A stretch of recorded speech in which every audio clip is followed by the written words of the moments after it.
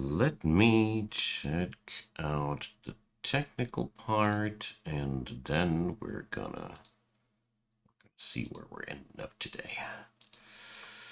Good. So the techniques are technicking, and I can see all the chats because that is important, isn't it? And we're going to have some fun with that. There's only one more thing I think I need to do like this. Alright.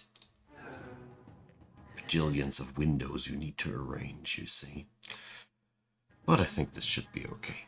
Anyways, I started out a new account here with the new beginning release thingy. So what I did there, I played the old version of that update, the one that the people didn't like, and I built myself up here. And the cool part is I can totally compare now the old and the new version, and well, what can I say? It is quite impressive how good it is now. So where we're going to start now today? I think I'm going to start out with our jolly old friend, the Arcane Weaver. He has no prestige skills yet, that sucks, and therefore we're gonna get started there. So, I don't think I have any spicy runes installed yet, so the reroll rune, the extra weapon skill is good, and Decapitator is fun too. And there's the Lord's Bane. Extra damage while Lords are alive is just good. So, let's farm some.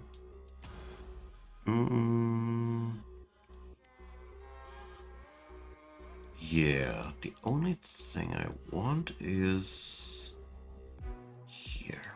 Council of Lords, one more up. There we go. That's a farm setup that I've made. That is quite fun to play with.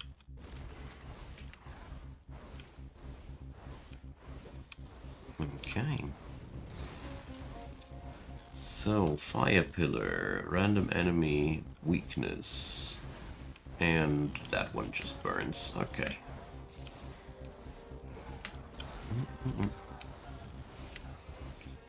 Let's see what we're going to build. I mean, Pyromancer is pretty straightforward. Oh yeah. Magnetic is good as ever.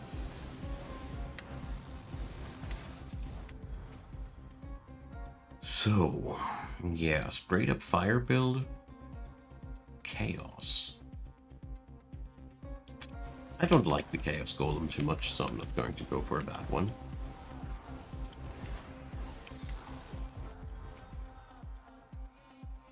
Fire. Area effect for Meteor. Well, I don't know. I don't like these too much. Behemoth, yeah. A little bit of extra HP. I like to pick that up. At least one upgrade of these is pretty nice, as I have not upgraded the difficulty too insanely. Ooh, yeah, let's save that one for later and pick the agility right now. Agility is just still the big game changer and the big thing. Damage increase for all fire skills. Yes, that's overlaying now. That is looking really funky. Do I get now the... I wonder if I'll get now an active skill on the next level up, or if it now messed up the whole... Yeah, it messed it up. Okay, no problem. The stronger burn increase, I can't say no to that. Damage over time is still crazy good. Maybe even better than ever.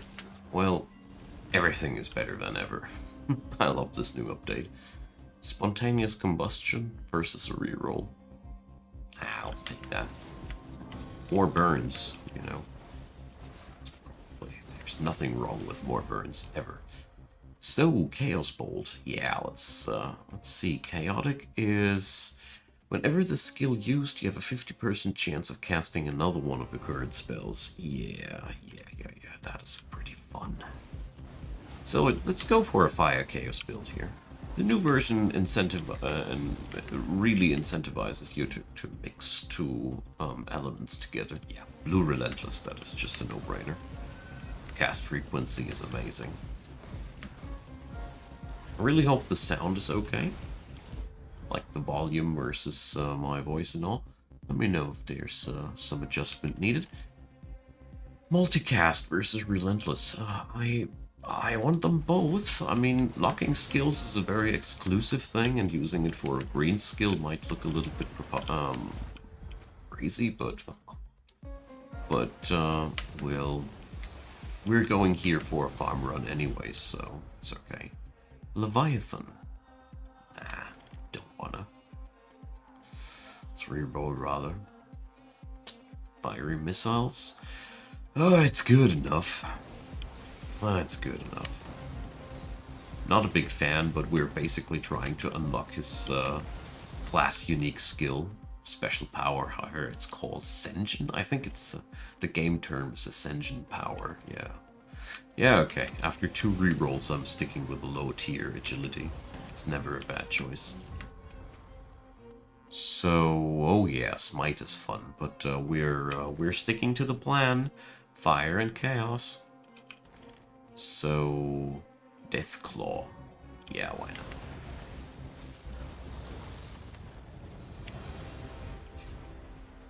Merciless. How much crit chance do I have? 10%. No. That's just silly. So, Chaotic Boost. For each skill I have of Chaos type, it modifies critical chance for non-Chaos spells. That's a sick 24% critical chance for these. It'll be 36. I'll take that.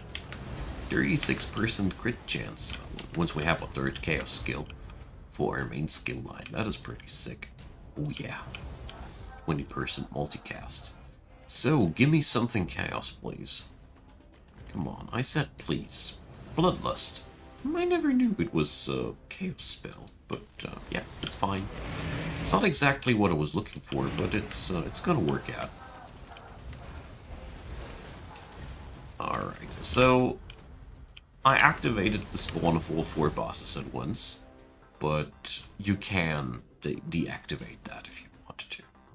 Low tier agility is better than nothing. I'm down to 2 rerolls. That is totally okay. So we have the good old madness of 4 bosses again. People didn't like that at all with the previous update. And the devs were kind enough to give us the ability to summon as many lords as we wanted to at once. Back. They really listened to the complaints of the gamers, and I really like what has happened there. And I've been playing this stuff the last week or so in the background. Blast. So, Arcane Shield that absorbs damage. I'm not that interested. So, well, where are we there? I don't like my build too much, honestly. We need some other skills, but one thing at a time. That sucks. Oh yeah. So here we're going to lock the area of effect and pick up the Relentless boost. I want both of them. I love locking skills and picking up both of these super juicy upgrades. Hyorin, hi there! So happy to see you, man. So I don't know how much you like games like these, but if you do, it's really back in action. And it's been a very interesting thing to happen because the update was so ill-perceived initially that they reverted it. I was very surprised about that move in a positive way. So we're going to stick with cast speed increase. It's better than just firing like crazy. Oh, we're stuck in that thing. Yeah, 4 bosses at once is quite a wild ride. But I was playing the last week or so only against 1 boss at once, and I'm so craving for the action there. So we have now a crazy high crit chance on our main skills because every chaos skill now yields, what, 28% crit chance for the others. It's massive. It's really, really good synergy going on now. Okay. Well... Ugh.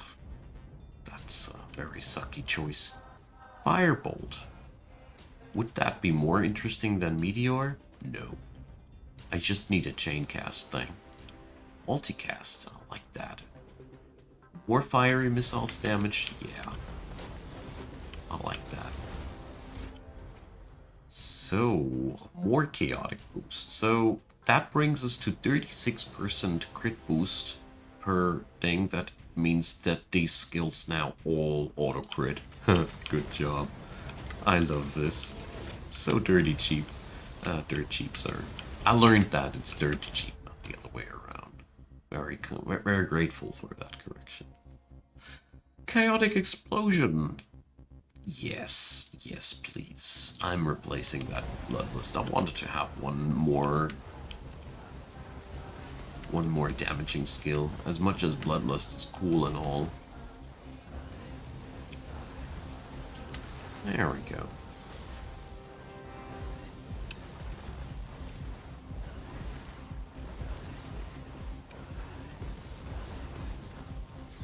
Let's see how... Oh, yeah. So, yeah, Merciless is now extremely juicy too, so we're going to lock that for the next level up and pick up the agility thing. I love being able to move fast. It's just such an invaluable skill.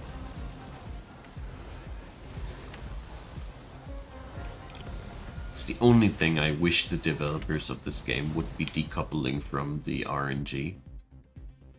Now you come around with a magnetic, so I have to sacrifice another lock. Uncool, guys, uncool. It's so many meaningless and crappy level ups, and then they give you one good thing after another. There we go. Yeah, that's the kind of level up I was looking for. Ugh. Okay, there go my rerolls. Let's pick up more spontaneous combustion. Keep at least the burn stacks high. Multicast on fire. We don't need the chaotic boost anymore, so I could even banish it if I'd wanted to. Yeah, that's true, Bjorn. That's really true. But I feel like movement speed is so mandatory for survival in high tier levels that I find it kind of sucky to be relying on RNG or something that kind of like only enables me to play the high difficulties, because I've made the experience if you just don't happen to draft any move speed or dashes, you just toast. That's a little bit weird. It'd be cool if it'd be either guaranteed or a linear scaling. I don't know. I'm not a game dev. Just realizing often that it sucks when a good build just falls down on the nose because you didn't have the luck. But the rerolls really do help a lot. Didn't happen too often since then. So, yeah, more damage for chaos skills. I'm down. Yeah, the movement speed thingies are basically... Yeah, wow. I'm very lucky this time. 120% is a really good value. Sometimes I'm happy to end up with just 50. So we're in luxury territory today. So, yeah, let's make that claw bigger. It's a pretty suboptimal pick, but yeah, let's lock the skills. So, critical chance for non-fire skills. Yeah, why not? Let's continue there. I love the new synergy things. There's a new suite of skills that are just meant to produce synergy, like the ones that make the chaos skills power up the fire skills. It's amazing. It's so much fun. Build creation is so much more interesting ever since then. Because we have some tools that I didn't find yet. Skill chain. I want to have one. Skill chain will make it either that whenever I cast a chaos spell, a fire spell can be triggered, or the other skill chain I can find is that whenever I cast a fire spell, a chaos spell will be triggered. You can unleash such craziness with that. It's amazing. So much fun. It's a little bit on the overpowered side, but it's a single player game. So, fire spells empower chaos spells. So here we have it again. 36 power, 36% power up for all the chaos spells. Sweet. I didn't even really notice that we had a boss time on us. Nice. Intense fire, more frequent burns. I think the merciless would have been more in absolute numbers, but I love dot. I have a real, I don't know why, I love using damage over time effects in games like these, like ever since. It's been always one of my favorite ways of building stuff there. So, 80% relentless. I think I should take this into endless mode. Although it's, well, I don't have the ascension skill of this guy unlocked yet, so it'd be kind of a waste, wouldn't it?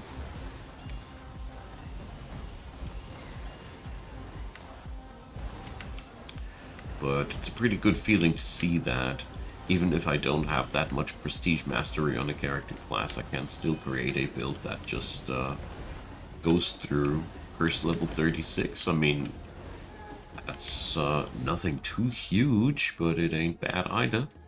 It enables all the resource drops that exist in the game.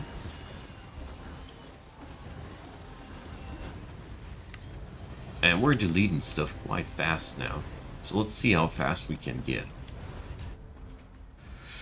Area of effect for all burst skills. Wow, what is this? So we don't pick up that one, but we pick up the damage nodes. Area of effect is quite nice and all, but I can't keep all of them. And I also can't conserve all of them. We don't have that many locks. They don't refresh. Or rerolls, they refresh every 5 levels, but not locks. So here, chaotic boosts or chaos skills boost the damage of the fire skills. These synergy things are so cool, because now you have an actual reason to build something that relies on several angles. The more synergy slots you can fulfill, the better. Typically only riding on 2 lanes, like here, chaos and fire. But these spells, they have all manner of different attacks. Area, magical, burst, and basically there's synergy potential with all of these tags. Many of them at least. That new update is crazy. They could have easily released that as 1.0. Absolutely convinced of that. So we're picking up attack speed on our primary skill. It's so sad that I haven't found a skill chain upgrade yet.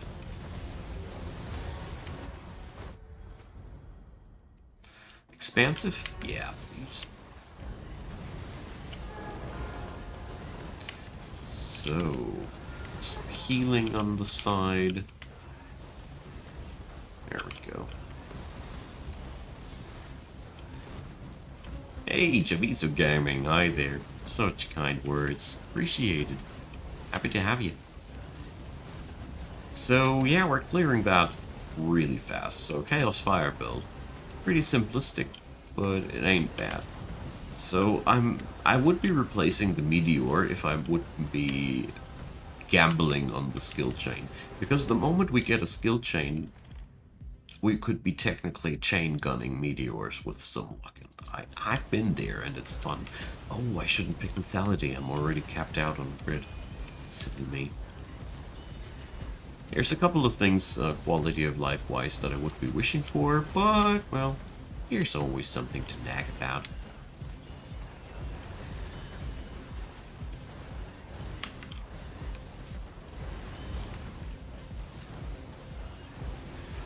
I should go to the borders where the spawn rates are higher. You really do notice that the monsters spawn on the borders, and whenever a monster group is eliminated, triggers a respawn. So, multicast on Deathclaw and AoE increase on Chaos skills. I want them both. It's too good to say no. I have two skills that benefit hugely from AoE. Yeah, there we go. Blue Behemoth would have been pretty interesting too, though. So let's try and pull these bosses out of the corner. That's the downside when you're farming in the corner. The bosses spawn there too. And especially Kathais, she has that level-wide laser. She's kind of one of the more annoying ones. So let's go for a Merciless, because I have so crazy crits. I think this has been a very lucky draft in that regard. Getting into 100% crit land early on, that's pretty nasty. It's really, really nasty. There we go. I'm so happy that that we're on Quadra boss again. I got nuked there. I lost one of my death protections. Alazix loves to do that. His AoE attack is really obnoxious. Consider him actually one of the most dangerous lords in the game. Because you get really easily overpowered by that. If you notice the skulls too late, you can be easily stuck between his big, huge AoE and some other person's AoEs. That's happens to me quite frequently there. But after playing a week long now only against one boss at a time, I gotta say, I'm so happy that we're back to this kind of craziness again. It's so much more fun. Yeah, it makes it harder, the boss face, but you can select for yourself if you want to fight them one by one, 2, 3, 4. It's one of the things I really appreciate most about the new version, that you have so much freedom of choice with your difficulty level there. I, for example, hate the protective pillars. They protect the enemy for 20% of damage per active pillar. And yeah, by now you can just leave them off and still unlock progress. Oh, it's cool. It's really cool. Palia, alright. I'm only watching this that it's quite popular and all. I love to be in your background. I'm currently waiting for myself a lot for the RimWorld update or DLC to hit town tomorrow. Kind of like keeping my brain clean and fresh and open for that tomorrow. Very, very much looking forward to that. So, magnetic versus expansive. Yeah, I'll take magnetic. Greedy little guy. I think we're not going to be eligible for endless mode with this build. I don't think we're going to kill the bosses fast enough. Yeah, that's the problem when you don't get the skill chain.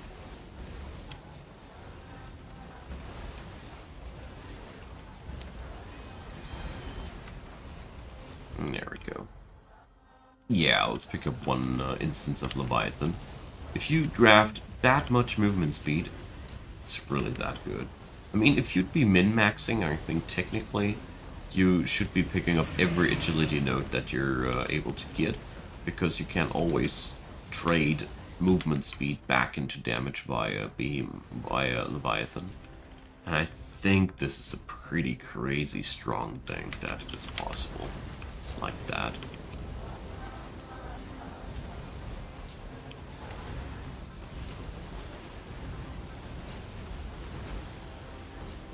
There we go. Ooh. Yeah, that corner ain't no good. Never want your bosses in such corners like that where you can't get smacked by many AoEs at once.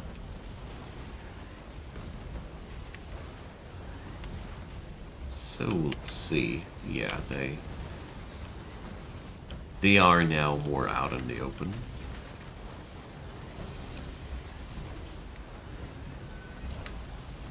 Alright, I hope I'll make it because I want those purple gems. They are the hottest to get. I mean, sure, I could also make more boring runs with more guaranteed success chances, but I don't know. Why should I make my life boring? Pretty cool that now I got the feeling with this game finally that I can make it exactly as difficult as I am currently able to stomach. This is a very, very good trend in games like these. I've been seeing that recently, that developers have had a very strong urge to give us players the capability to configure the difficulty or tailor the difficulty level to our own liking. I love that trend. I love that trend.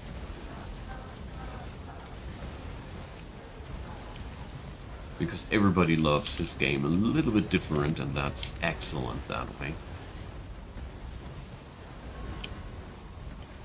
Okay, we're mowing them down from a safe distance, but I gotta say, this build is rather slow. I mean, don't get me wrong, it's okay in its kill speed and all. Ooh, but we are doing rather slow here. We're not clearing the level in less than 15 minutes. Everything more than 15 minutes is slow. Take it or leave it. Oh, I just killed myself another time. And you see, the game agrees with me. I am only able to return through the portal. But that's okay. What did we unlock? Arcane Orb. Oh yeah, it's a scatter shot orb with finesse and radiance. So, wow, that's cool. So finesse makes my multicast higher, and radiance stacks give me a huge ass laser if I have 20 stacks of that. And then the counter gets reset and you get to shoot again. So what did we unlock? There, Arcane Affinity, yeah, that's nothing special. And the Staff of Dawn is now forgeable. Alright.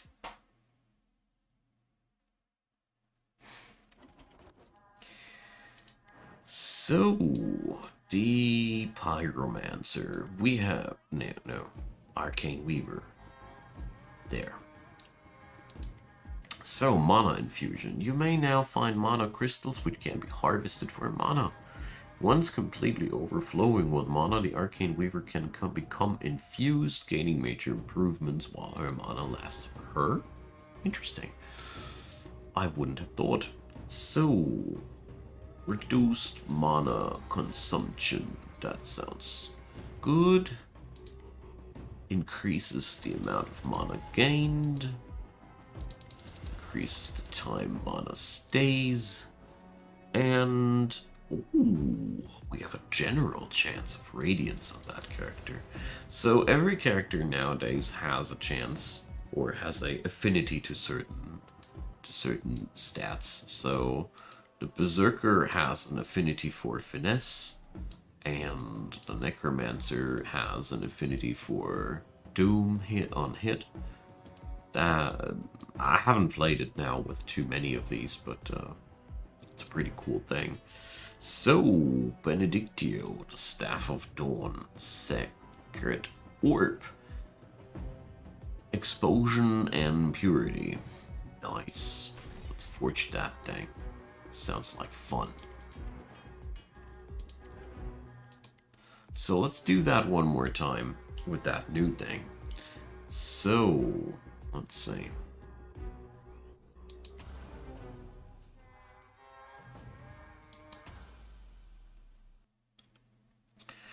Let's try that one more time.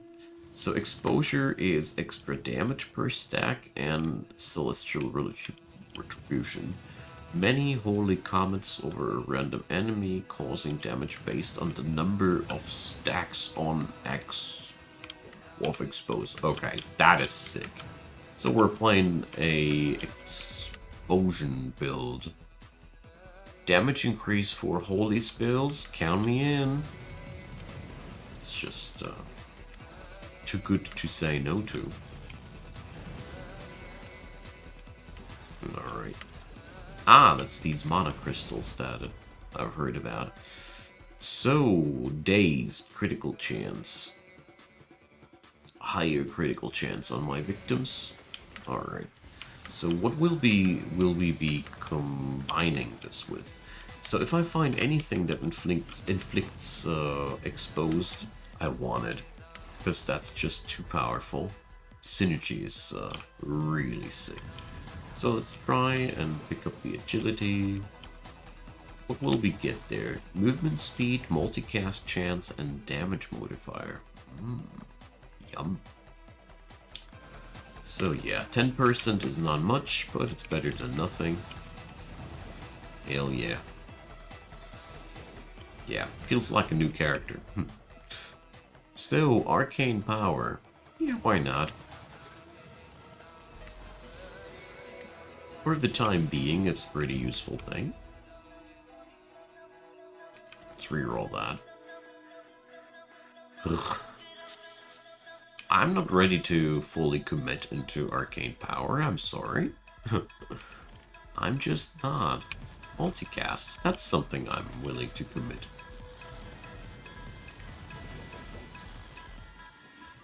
Okay.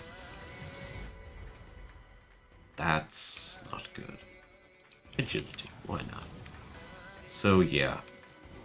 That's been 3 levels of agility that we could have easily just fixed with 1 level, but, well, it is what it is. So, Arcane Orb. Well, let's pick it up. Holy and Arcane combo, why not? Doesn't sound like the worst. I haven't played the Arcane Weaver now that much. Yet.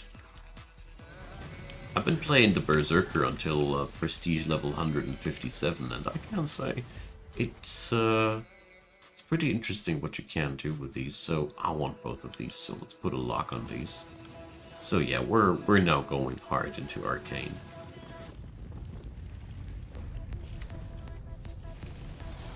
So let's see.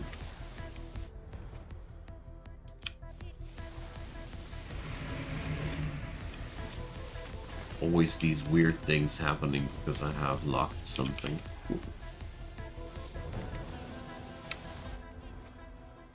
Yeah, more agility, why not?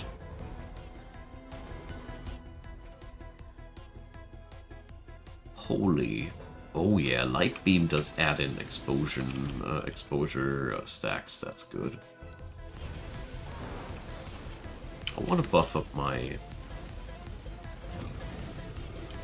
What's it called? Arcane Power skill a little bit. It's a very, very cool buff spell. It's one of my favorites.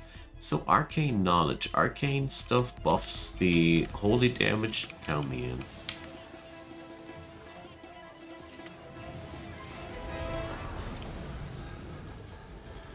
Probably need to replace something of the holies with something arcane, though. Let's see. Purity and prowess on Holy Beam. Sweet, but not now. So, cast frequency, let's see. We got duration of 10 and cooldown of 20, so we absolutely need to put up something more. I'd say I'll be replacing living weapons eventually. So, arcane knowledge and multicast. So yeah, we're going to lock that for later and pick up arcane knowledge. Yeah, we're going to toss out the living weapons, as cool as they are. This is more or less an exposure build, and let's stick to that gun.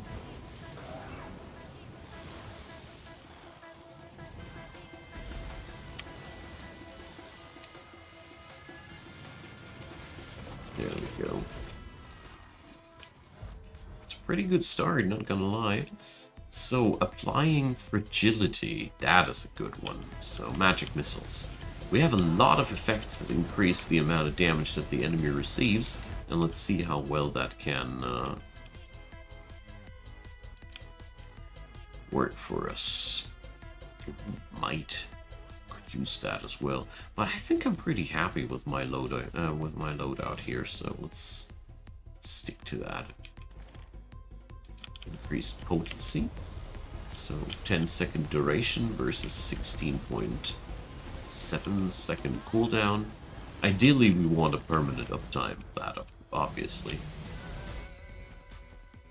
Holy Guidance, crit chance for arcane skills. Not that interested in that, honestly. Multicast on the light ray, very interested though.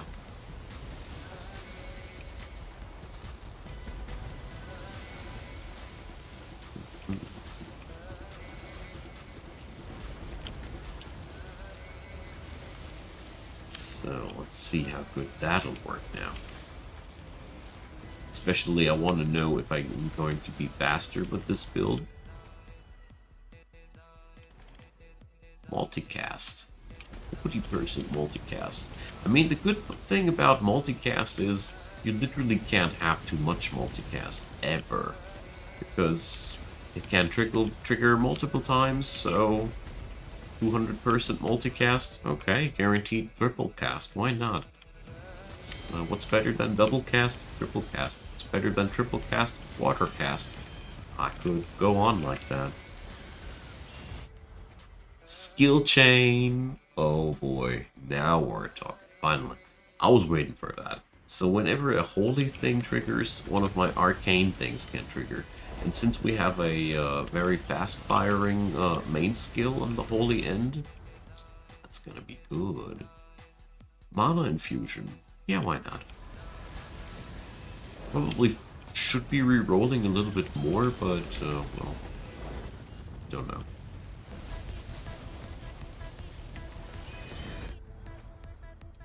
Arcane Orb attack speed, why not?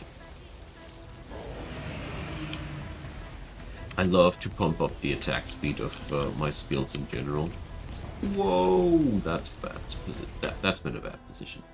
So, well, agility. Rather take the agility here over a bad reroll now. Now, the chance of a bad reroll, I'd rather say. So that's a reroll though, if I ever saw one. Critical chance of arcane. Oh yeah. I want my light spells to have 36% more crit chance. Absolutely.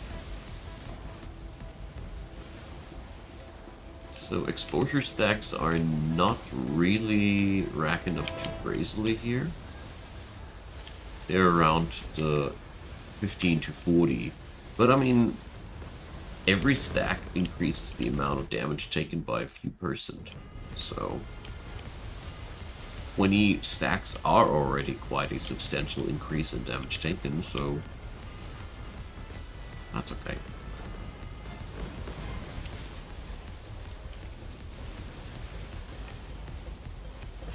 Let's weave through the bosses carefully. Don't want to get nuked here.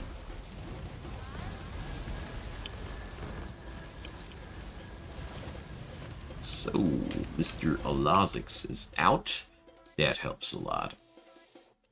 Let's reroll that. Damage increase for Celestial Retribution and Arcane Power. Arcane Power doesn't even deal damage. This is a false friend. Come on, something good. Damage modifier. Well, that's good. Holy spells modify the damage of arcane spells. I mean, I have only 2 arcane spells that actually deal damage, but yeah. Locking that Relentless for a moment later. Relentless, that's, yeah. Cast speed modifiers are also something which is hard to have too much of.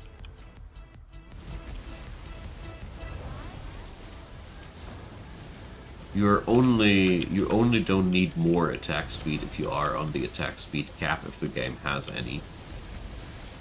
It's the basic wisdom here. Ooh, that was pretty sweet.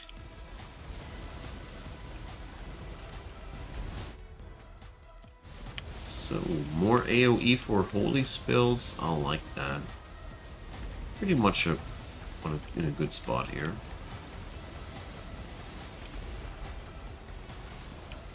Mana collection does work as well. Work pretty well too.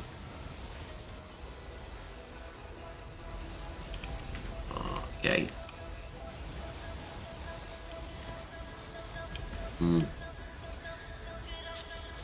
Holy magic now has this purity tag.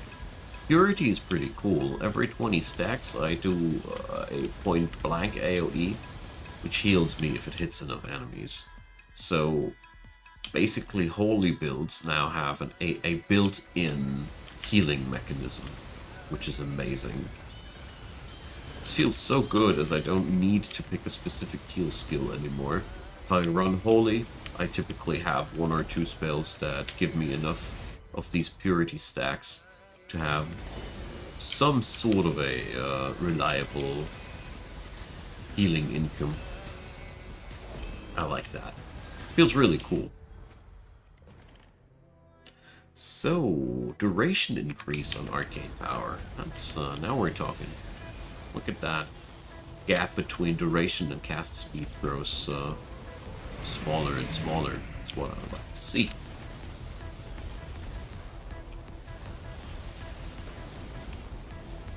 Okay.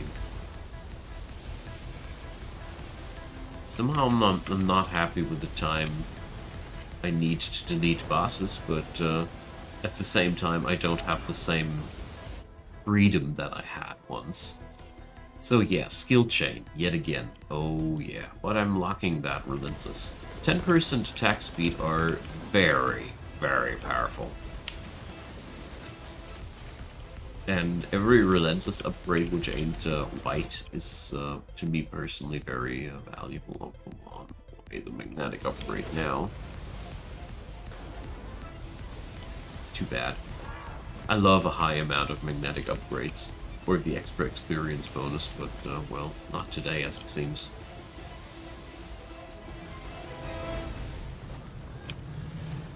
It's been bad. Let's pick some old school crit chance.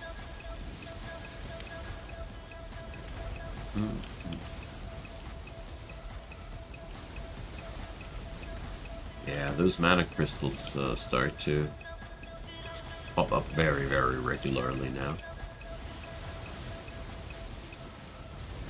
Okay. Feeling very powerful.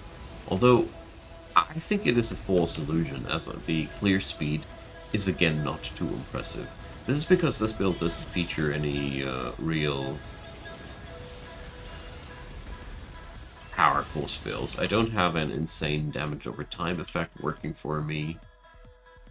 Oh yeah.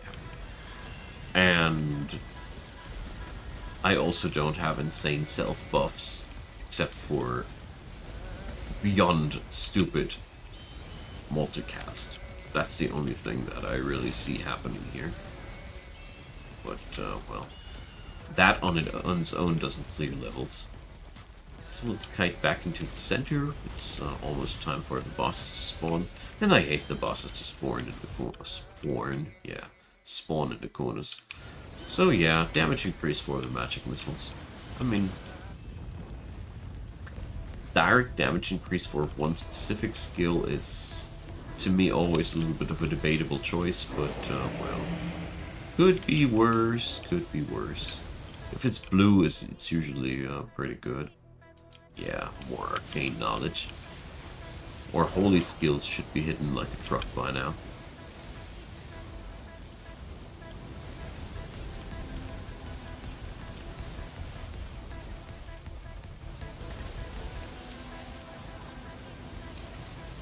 I somehow have my doubts that we're going to make it in 15 minutes or less.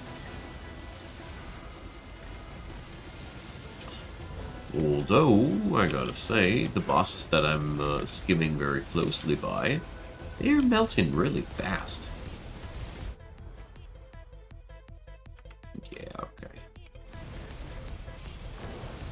Just decided to go for a couple of upgrades there. That pumped up the damage of certain skills more directly. Usually shy away from these, but, well... numbers, when these upgrades turn blue, are really good. Oh, I want just... Good. Whirlwind on that guy. You shouldn't be standing right next to him, but luckily he keeled over right before it was dangerous. There we go. So far, the Arcane Holy build, what's my verdict so far? Bosses smelled pretty okay, but it's nothing stunning. It's an okay build, it's performing decently, but, well, it lacks a little bit of wow effect.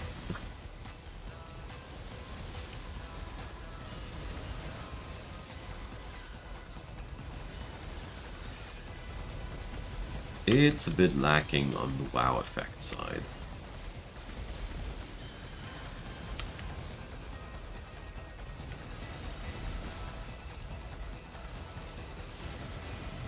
Oh, I got nuked. How unfortunate.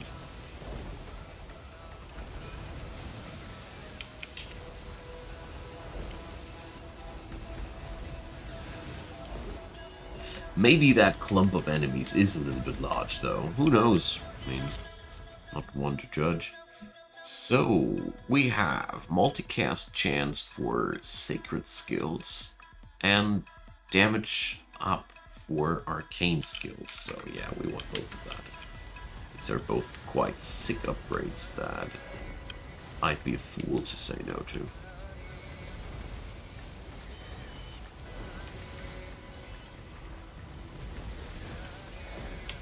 Okay. So that's working out quite nicely.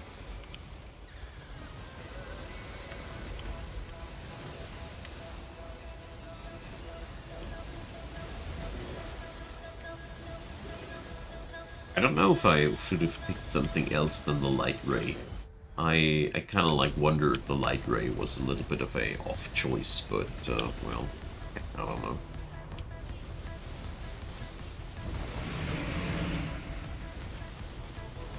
Alrighty, let's go. There's Alazic's artillery.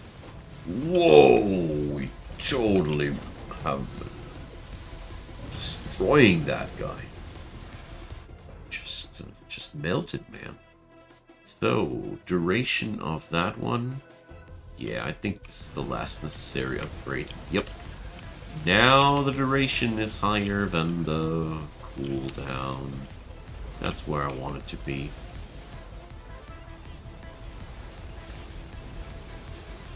So if we're frying these dudes fast enough, you're eligible to go into the next world.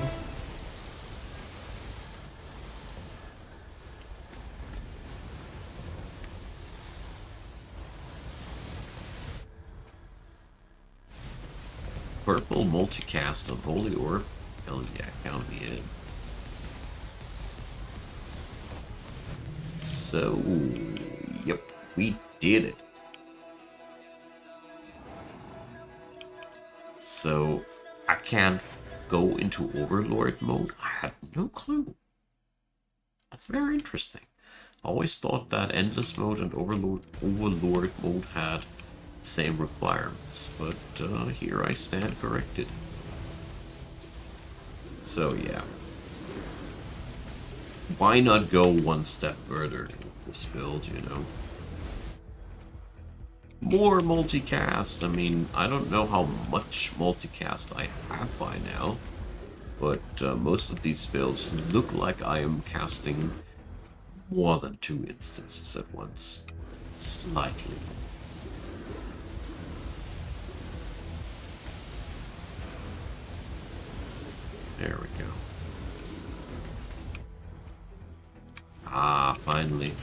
magnetic upgrades that I've been waiting for.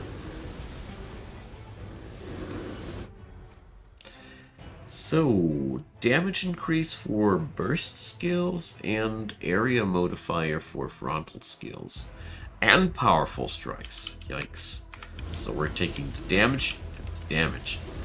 15% extra from powerful strikes is really nothing to scoff at.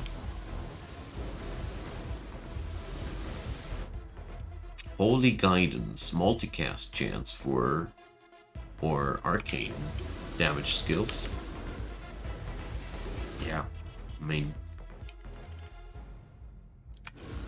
this build is basically multicast incarnate. Damage increase for missile skills, hell yeah. Now we're talking business. I still got that vague impression as if this build could be going totally nuts at some point. I think what we're lacking now mostly is several instances of Merciless generally upgrading the critical damage. I think that's the next logical step. I mean, my critical chance is 33%. It's not insanely high.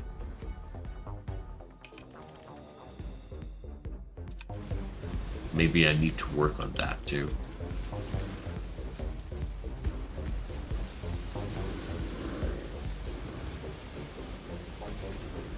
But apart from that, I can only say those poor bosses, man. Yeah. 8% more multicast. Why shouldn't I?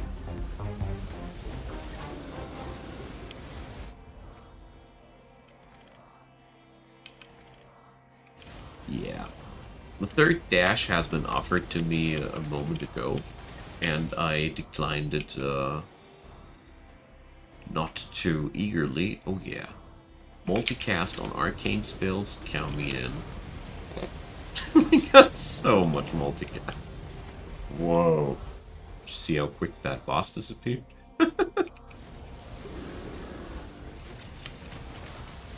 Yeah, like I said, I got that feeling that we're going over that critical point there.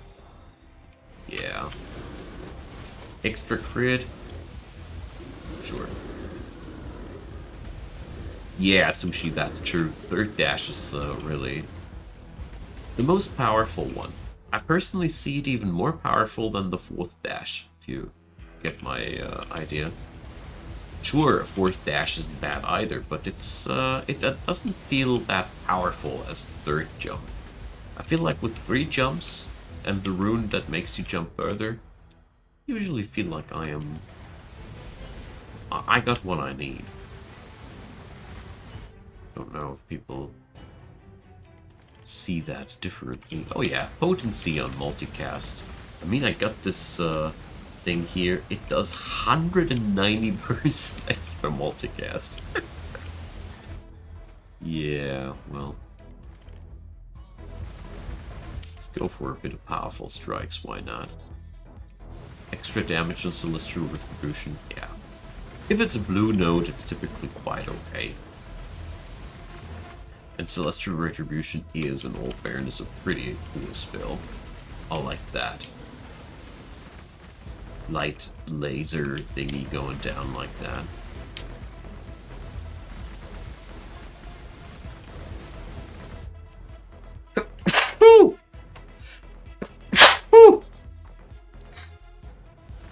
Yeah. I had to say that. Couldn't keep that to myself. Alright. So, buff potency, yeah, why not?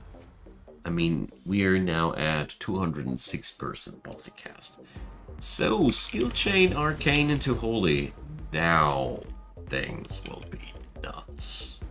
That's basically the more we get of these, crazier things will be.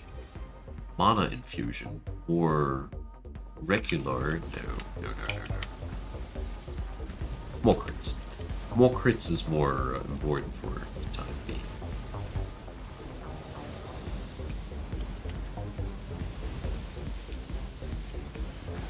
So Lazix is already melting like crazy. The other of them, the other dudes, they just they don't die that. Let's take powerful strikes one more time. Love that. And yeah, the powers of holy magic, you're basically always full HP. Until you don't, because you immediately die, basically, but that's another day's topic. Admittedly, the last successful holy build I was running, I had to turn off, because I had to turn off the game. Thanks, Sushi.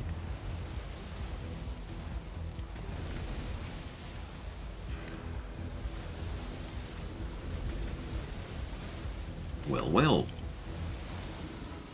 It doesn't feel like I went difficulty-wise upstairs. I think that's a very good thing. But I still need to complete the endless mode past level 2. Haven't done that yet, and I have the feeling as if I can unlock something there still. I haven't looked up the achievements there. Oh boy. More skill chain.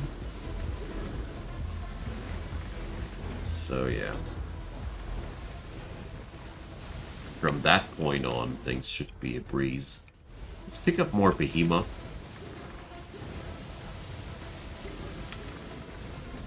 So we don't get one shot that easily. But yeah, you totally notice the amount of arcane projectiles has upped insanely.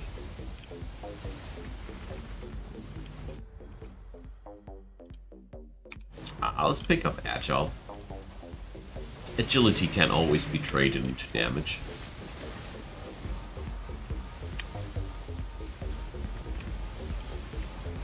Personally love this. Ooh. The Alazix nuke again. So yeah, let's go for that mana crystal frequency increase. I mean, typically these ascension skills are pretty good.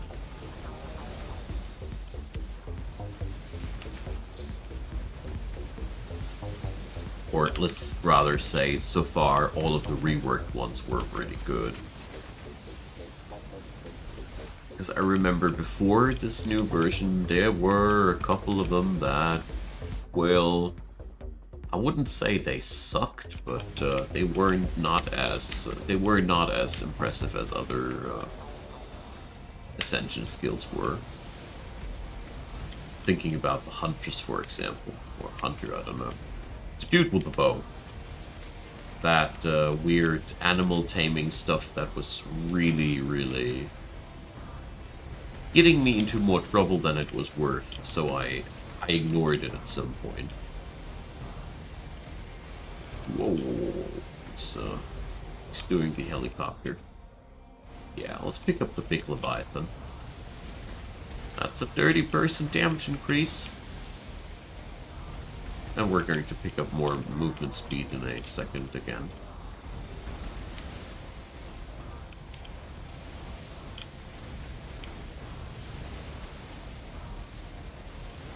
That's what I hate about Alexi, that this creature does spread way too many hindering obstacles. The amount of poison puddles that this thing leaves are just insane. Yeah, more crazy skill chain. Yeah. Now we're getting out of control.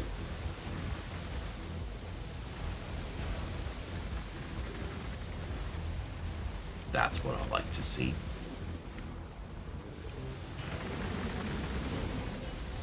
It's pretty cool. So I'm gonna go for the extra damage, holy guidance, and the skill chain, because these two are really, really good. I wonder if skill chain can go past 100%, and if that's any good.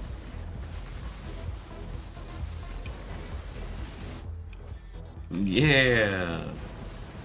They're 43% skill chain now. That's insane. So, critical chance, arcane knowledge, nah.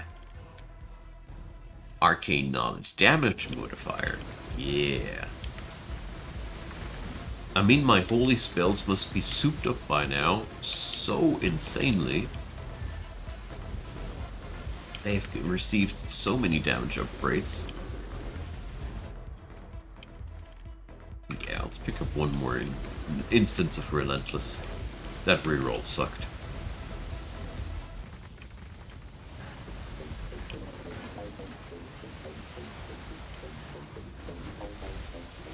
Hello there, my beauties. Whoa, that's very, very unfortunate stone there.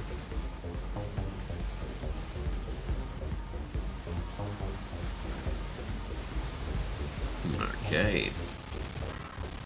Oh, the sound is glitching.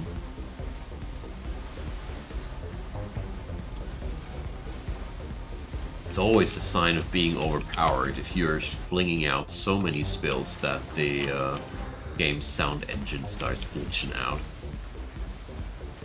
This is true power. We're banging against the fourth wall. Jokes aside, this build is going crazy at that point now. But I make the experience that skill chain in general is absolutely busted. All of my builds that I've tried so far that had a high level of skill chain were just bonkers.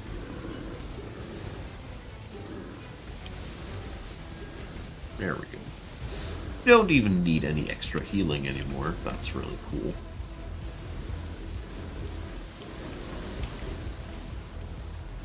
So, let's go into the corner.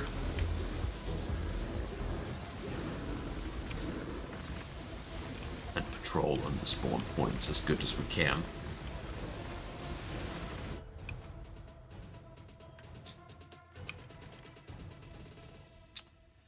Well, let's keep using the mana infusion. I mean, the bonus ain't bad at all.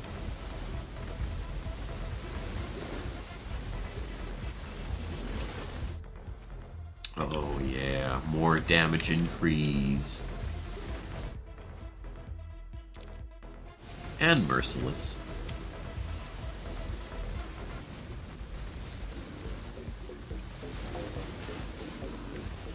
So, Endless Mode 1, the first suite of bosses.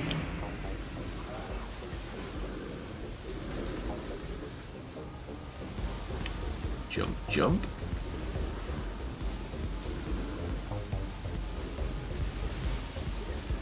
Wow. These poor creatures, they're just melting.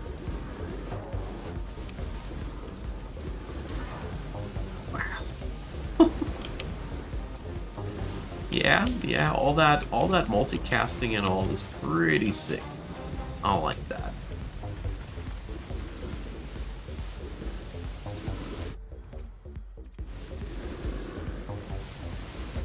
I'm still gonna retire this build now.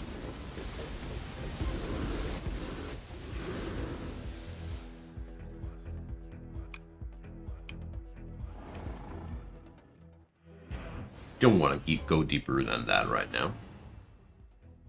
So, oh yeah, we've unlocked the Rod of Eternal Ice. Let's check it out.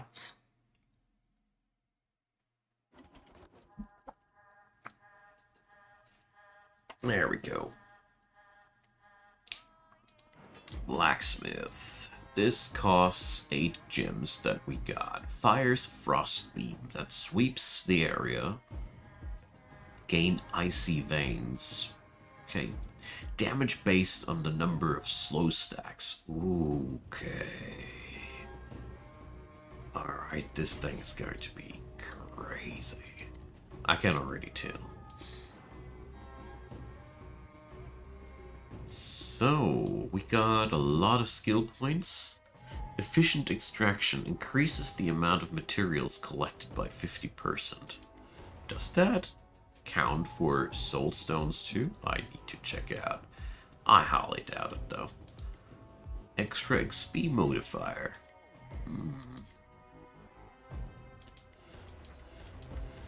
Oh, Ana Crystal Collection gives me a slight speed boost. I like that.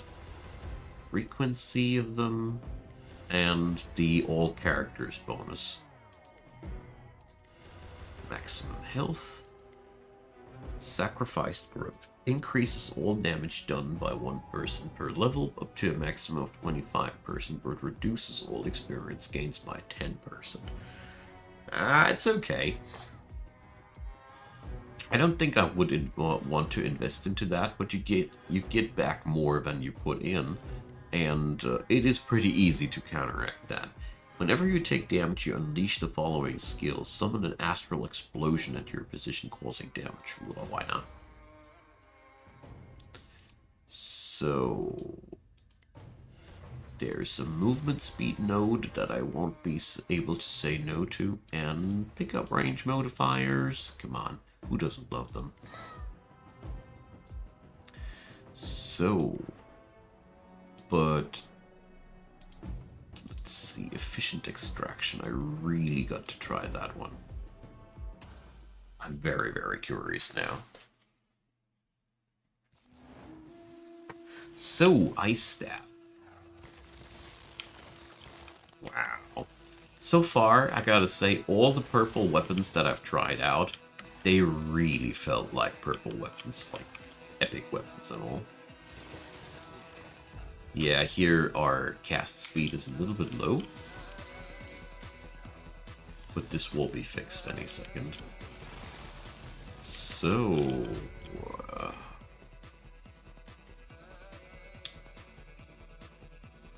I don't like any of these right now. Fire and ice. We could go for that. Arcane Conjuration. Brittle. Damage taken increased. Yeah, let's go Arcane Ice. That sounds pretty solid. Yeah, but well.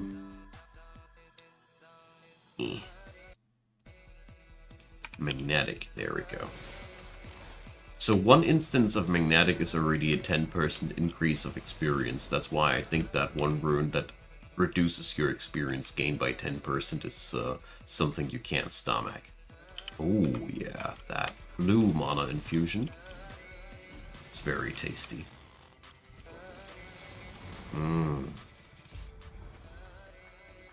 Let's keep that.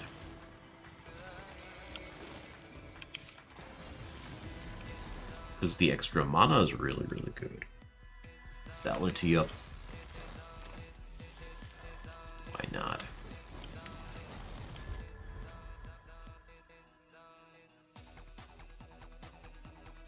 Well, blue area of effect upgrade. I think this is good enough. I could use something with a higher frequency though. So Ice Vortex. Yep.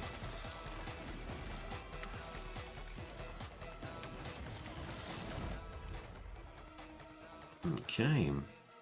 What was Icy Veins again? Whenever you cast a skill, consume 20 stacks of Icy Veins to launch icicles toward random enemies that cause heavy damage and apply slow. Alright. Oh yeah.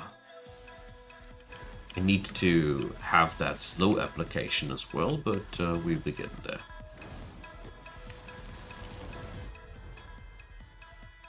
Ice Shield area of effect increase. No. Let's reroll a little bit. Relentless Purple. Now that's more like it. We need to get more slow stacks on our enemies. So, Blizzard. Yeah, that's pretty good.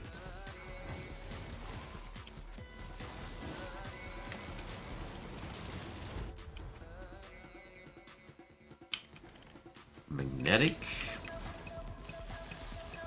So far we have an overweight of cold skills. Blizzard, orange, multicast, okay.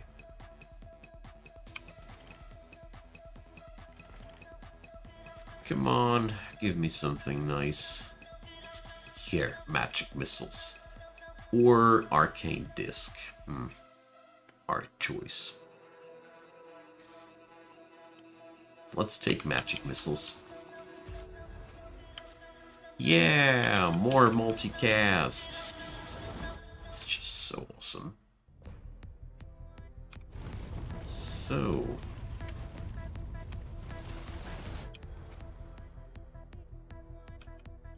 multicast on lasting skills. Oh yeah. Wonderful. AoE increase. Yes, please.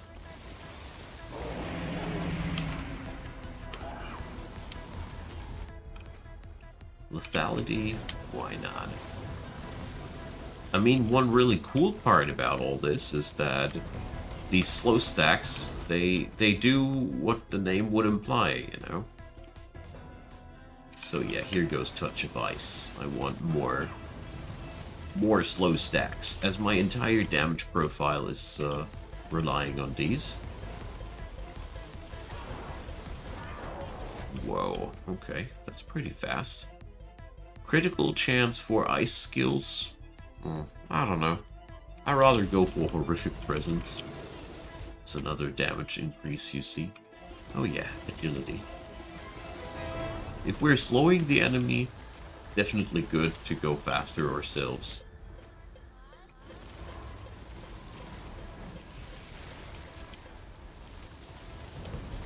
That's what I personally like. I mean, we're mostly playing right now the same character class, but there's a lot of variety in one character class alone.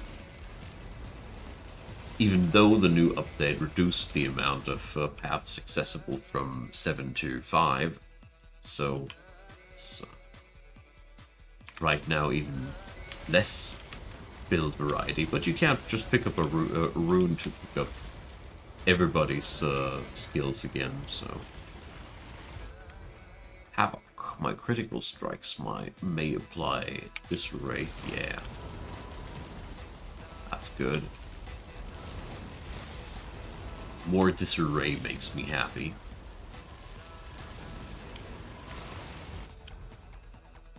So... yeah, let's pick up another Touch of Ice. I'm very surprised that my enemies are still allowed to move after a while. Okay, I want that Arcane Orb, and I'm going to put the... I think... yeah, we're going to pick the... put the Ice Vortex away. Away, jeez. That's very, very, very German of me. So, damage modifier of arcane skills. Yeah. But I want that agility upgrade too, so we're going to lock it.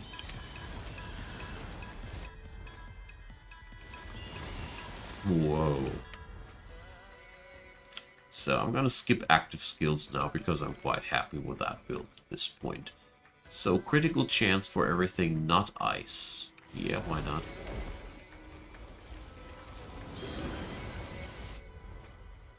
Damage modifier for anything ice. Yes, please. What I can say is that ever since the new beginning update, I am combining more stuff than ever with one another. Really trying out a lot of new combos that I haven't tried out before, and it's pretty cool. Oh yeah, ice into arcane chain. More arcane knowledge.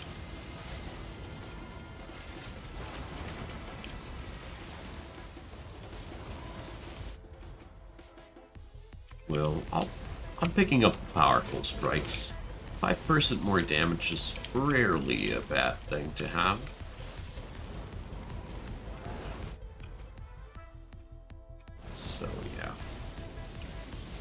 increased now the crit chance on my ice skills. So I think that's a very healthy thing to do. Oh yeah, bleed on disarray. Yes, please. I don't know how smart it is for real, but I personally love to have more.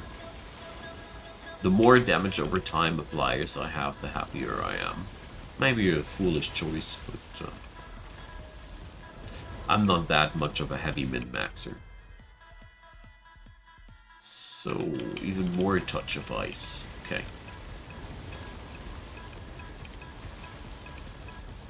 Sad that these skills don't deal more damage depending on the enemy's slow factor. That would be really cool. Not the stacks, but the amount of slow percentage. Wow.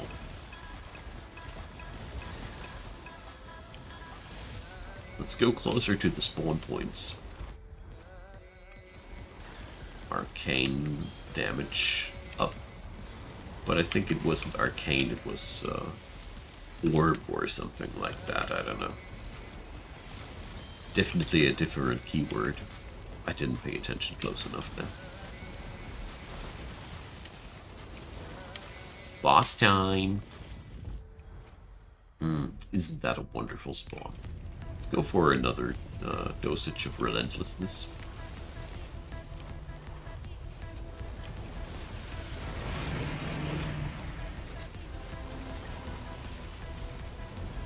Alright. Let's get into their faces.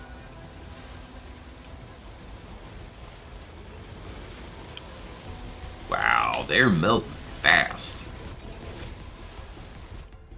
Wow. Go for a merciless upgrade because I feel like we happen to have also quite nice crits. So yeah, like I said, there's everything that is faster than 15 minutes is okay. It has an okay speed. Oh yeah, a little bit of extra multicast.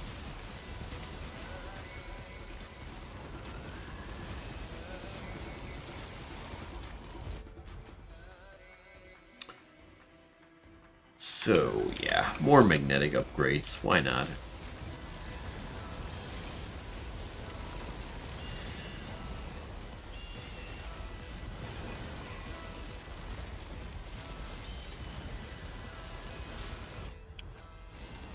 More expansive upgrades.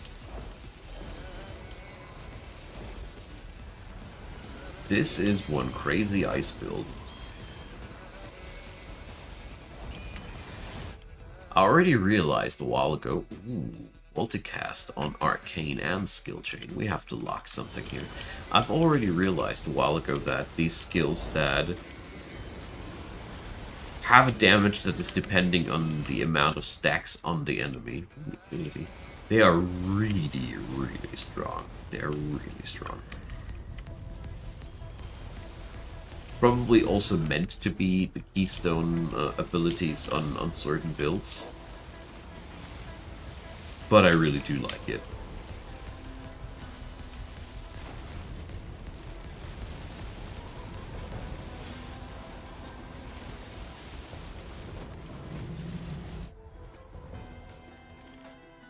So yeah, let's add a smidge of lethality. I mean, we are at 42% crit chance. That ain't bad. Alexander Moreno, I appreciate. That is so, makes me so happy to hear. Strike the earth, my friend. Strike the earth.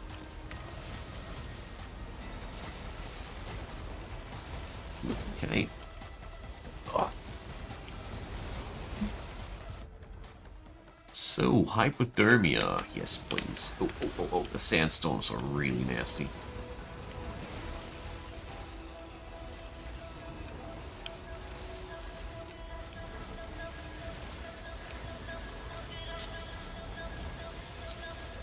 These are relatively newish enemies. I don't know if they existed before the update or not, but these tornadoes and these personal dust clouds around certain enemies. They're really, really nasty. So, more horrific prisons.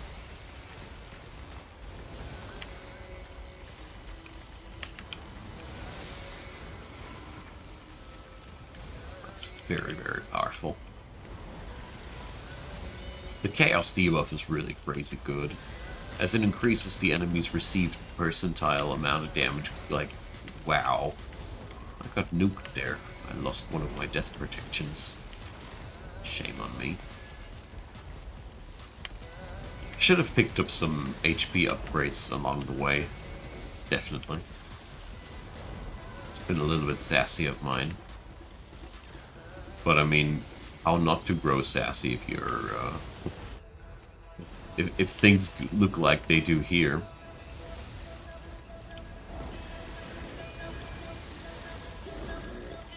Okay.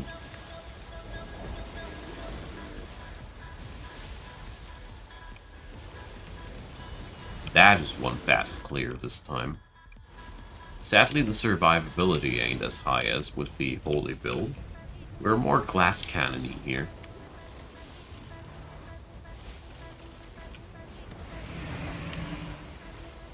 So, last suite of bosses.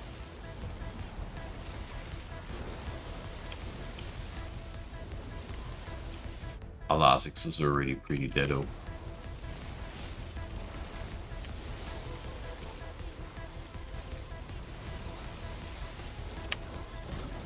Let's dance around. This guy a little bit... Oh, I almost died here. But, yeah. There we go. Oh, what was that? Over too fast.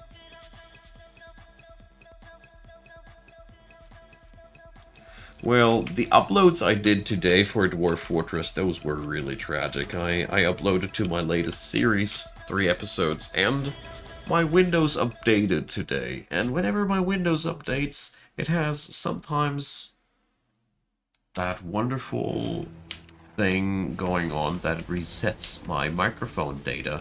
What that means, I need to reconfigure my microphone in my software, and yeah. 3 mute episodes later, I realized that I had to turn on my microphone again. So yeah, my new Season 3 has now... Well, there will be a time jump. It's just sad to work your ass off the entire afternoon just to see. It was good for nothing. But well, it's not that horrible. So, let's go for challenge mode and see how far we can take this. So, any recommendations for a beginner to learn from? Well, I have a hard time telling. I always try to explain everything I do as much as I can, so... No recommendations.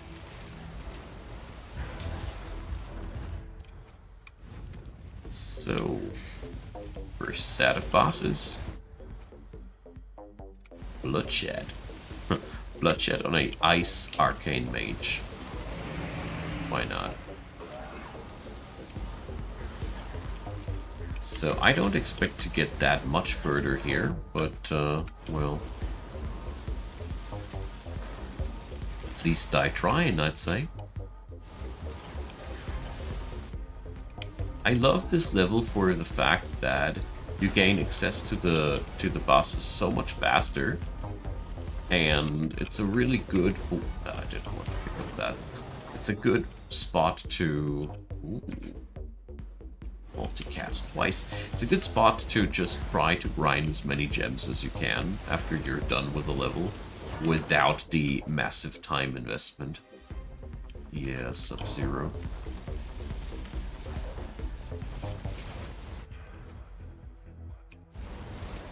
Well, if anything, I would recommend you to start with the Banner of Shadow Saga. because that's where I am pretty good at explaining things. Or if you are, oh, that was a bad drop. Or if you just want to learn, I have two tutorial series, one for beginners and one for advanced players. These are also really recommendable, depending on your goal. If you just want to learn via gameplay, check out Banner of Shadow. If you want something that's full on meant to tutor you and teach you the game, then my tutorial series would be the better place to go. So, multicast. Yeah. I mean, I have only 1 life left. There's no more death protections. Quite the diligent viewer you are. Nice to see that. Yeah, the Banner of Shadow series is the first one where I kind of like have scripted the entire story from the get-go, and I know what I'm doing right from the get-go. The Savage Lands Saga Season 1 and 2, I am so scrubby. I mean, if you take benefit out of that, I personally... Well, I was close to taking them down because I was so uncomfortable with my scrub level. But, nah, not doing that. So, Merciless. Yeah, I should have rerolled that one. We are killing stuff fast. Safety of this build is impressing me as well. But I mean, that's the power of ice. Stuff is so darn slow. But, well, I think we're going to get one shot at some point. So, yeah, more bloodshed, why not?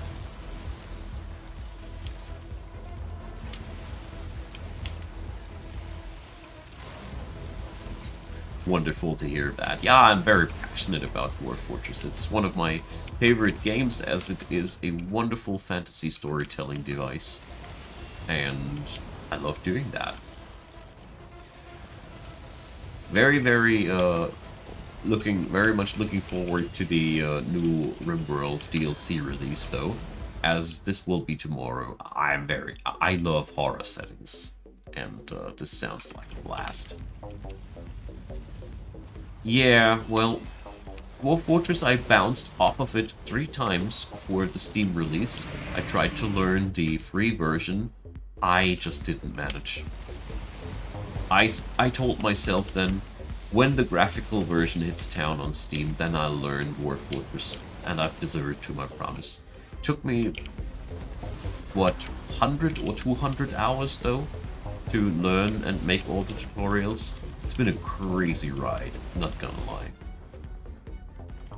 But, yeah, 0 regrets. 0 regrets. So, well... We've had difficulties while setting up the build, but now, as it is running, I feel nigh unstoppable. Until something one-shots me. I'm pretty sure that will happen at some point later down the road. I mean, this month we will be seeing adventure mode as well on Dwarf Fortress. Which will be amazing. I mean... I will totally have I'm totally aiming to a new series with the adventure mode enabled, but I have to learn it first myself, because I'm not using the OG game. I could play the old version now, the ASCII version, and learn it there, but I'm not down to that. So let's pick up Behemoth and pump up our HP. It's a wonderful opportunity with this build right now to grind out some more purple gems. Adventure mode, it allows you to take full-on control of one specific entity, and then you just explore the world with it. It's a total RPG sandbox experience. It's very similar to stuff like Kenshi, where you just control your character and explore the world with it. Or Caves of Kud is also a good comparison, probably the best one. And the real fun part about it is that you have here again total freedom of what you want to do, and yeah, you can make up some fun stories for yourself. But as always with Dwarf Fortress, if you don't make up yourself the story, it might be a little bit boring for some for a certain type of player. So more relentlessness. Jeez, we're only 16 minutes in and we're almost clearing out the second level. This build is crazy. But like I said, these finishers, these ideal damage, the more slow stacks you got things, they are always amazing. As far as I know, you can pick up any historical figure and play it. And yes, technically it could happen that this person that you've been playing will be visiting your save file eventually. I don't know how they fully interact. This is something that I still have to learn myself. I'm new to that business. Whoa, we're melting these guys. Jesus. These poor bosses. Let's kill more of them. I mean, curse level 36 is nothing too crazy, but it's also not too low. It's in the medium sector.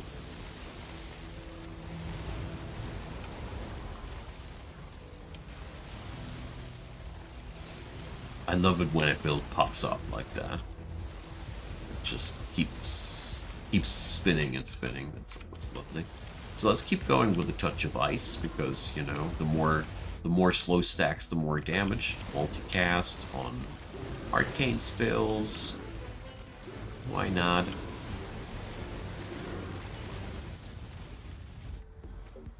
Yeah, there's always a crazy little mini lag. That's true. But I mean, the game is working a lot more stable than it once was running when the game was new. When Soulstone Survivors was new, geez, it was laggy. Especially in these in these sectors. Ooh boy, yeah. Difficulty level 2 is kicking me hard. Getting some smacks in now. That's because the bosses are much faster. Their attacks have much slower windups, and yeah.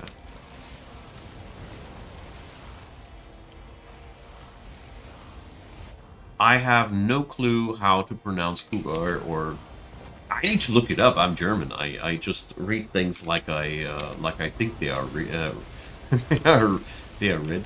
And the inspiration things, well, it really depends on the inspiration.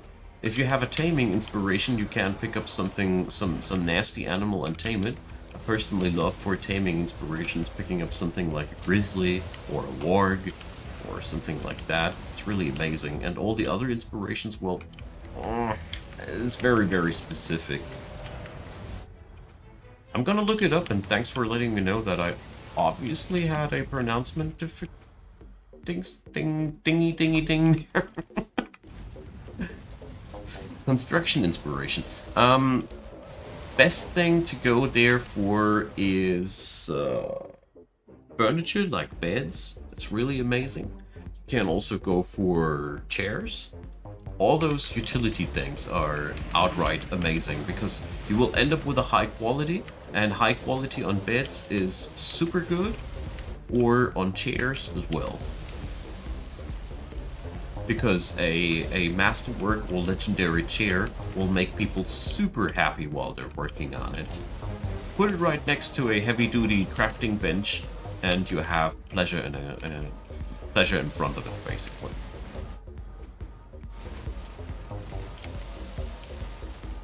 There we go. I have that slight feeling that we're not going to get that much further, though.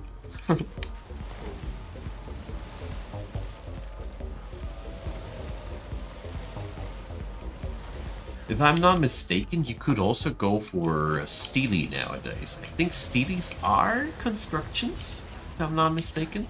And they are pieces of art that are made with construction, but I would need to look it up. I just that just crossed my mind. I'm not sure if I'm right about that though.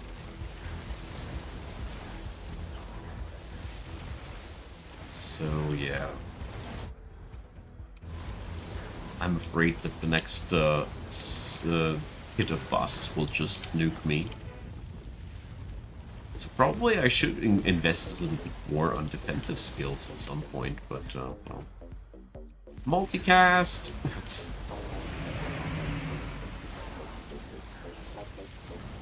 But let's see. I mean, the good point is my attacks are by now so strong and so large that I can't kill those guys off by just kiting around the arena.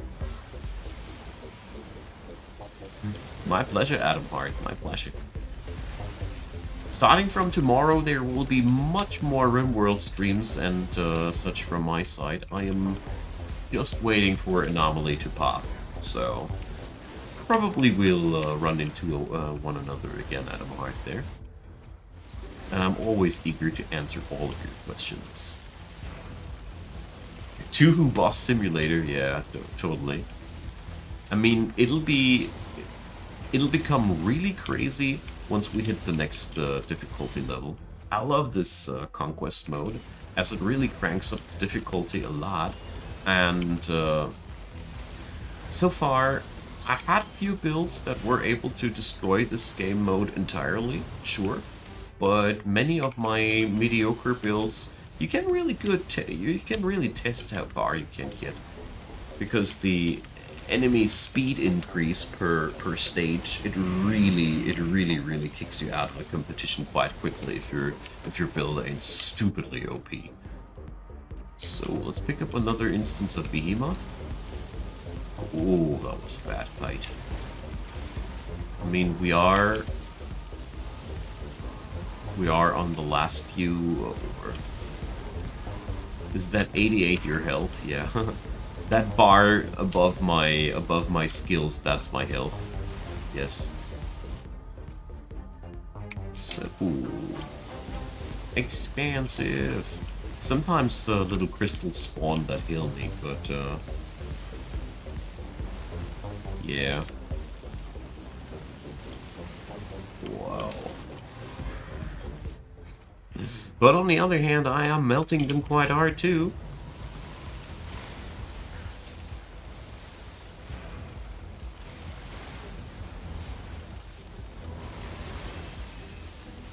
There we go. Density of those mana crystals is pretty high by now, too. So, last round of bosses is almost upon us. Ooh, I took a hit again. Even the regular elite enemies are by now so fast that I really gotta be careful that they don't hit me. So I wonder, will I make it to 3 or not? Now that's a good feeling. I don't know anymore if it's just happening or... Whoa! Or if I'm gonna get nuked, I wanted to say, but jeez. Then this happened. Wow. Exploded so fast. Okay. So, one more go.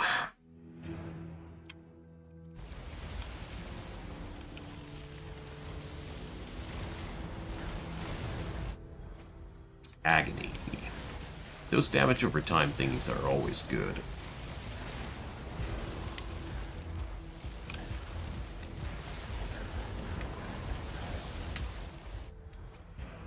More skill chain.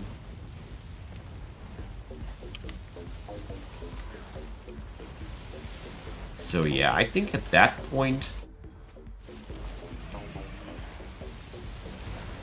it would be a good idea to ponder about whether or not Arcane and Ice is really that much of a good combination, or another combination partner would come to mind. And which skills would be more optimal than the ones that I've chosen. I mean, it's working out quite decently.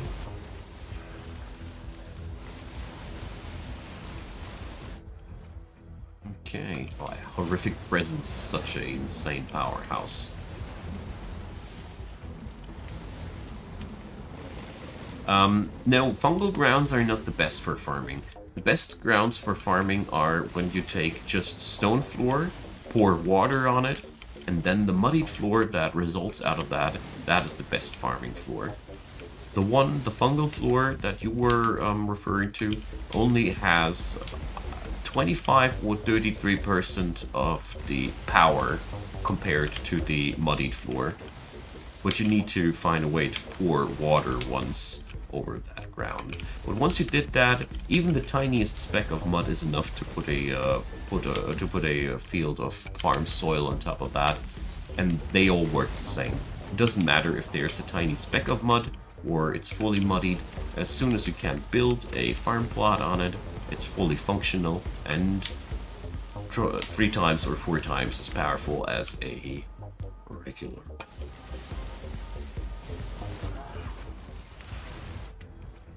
Alright. Relentlessness. But I'm taking in a lot of hits recently. I'm frankly surprised that I made it that far.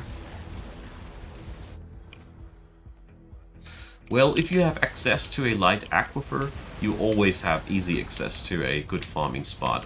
You just need to think about whether you will pump up the water or you will drop it down on your farms. Either way works. So it seems to me as if horrific presence can be stacked up really insanely far. So I think that might have been what have happened with the other bosses. Since horrific presence has a variable or a not defined value, it can debuff or increase the received damage by up to 25% by now, or decrease even the damage they take. So that might be what have happened. So light aquifers are really, really the best spot to start learning aquifers in general. It's my personal opinion, at least. Let's lock that in. Heavy aquifers, they are really cool if you know what you're doing, but before that, they are no fun. So, yeah, well, picking up several new instances of Merciless because we are written like a truck, and that makes us crit harder. Leviathan, why not? I am moving pretty fast. This gives me a good incentive to move even faster. So, ice stacks seem to grow more and more potent as well. That is pretty sick too.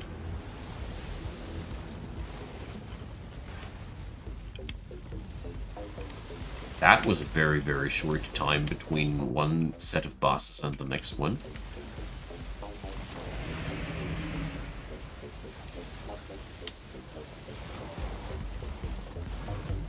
So I was very much expecting to not survive this round, but well. Hey, Paper Boy, welcome. So happy to see you. Alright, so tier 4. I mean, this is where our lucky streak will end, right?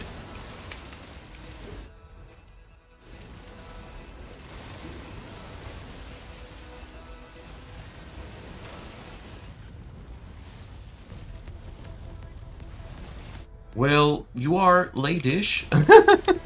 As a matter of fact, I don't know how much longer I will stream after that one, but you didn't come when I was just turning off the stream this time, so well done. We're getting there. Oh no, I should have picked up the agility upgrade there. I noticed it too late. Wow, we're totally melting the dudes. This is just so crazy. You wouldn't assume that we are talking about several hundred millions there.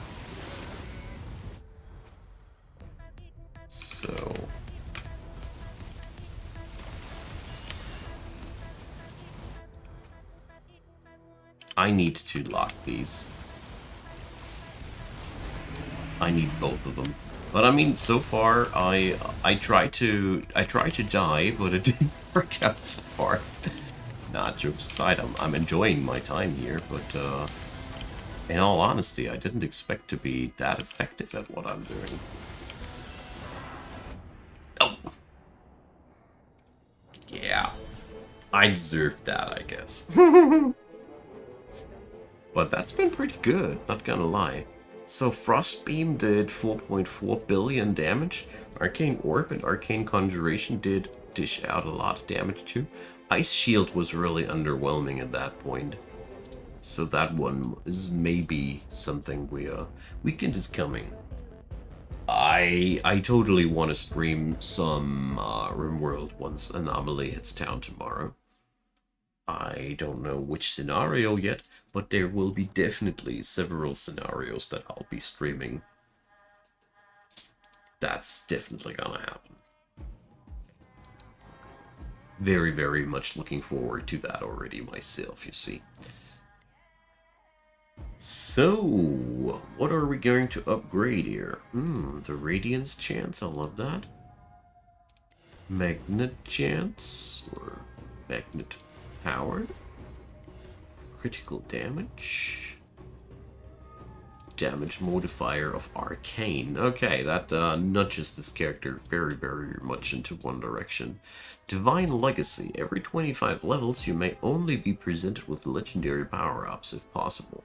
If you receive skill power-ups on this level, this rune will take effect on the next level up. Ooh, yeah, that's pretty cool. So, I will take a short break. I'll be back in a second.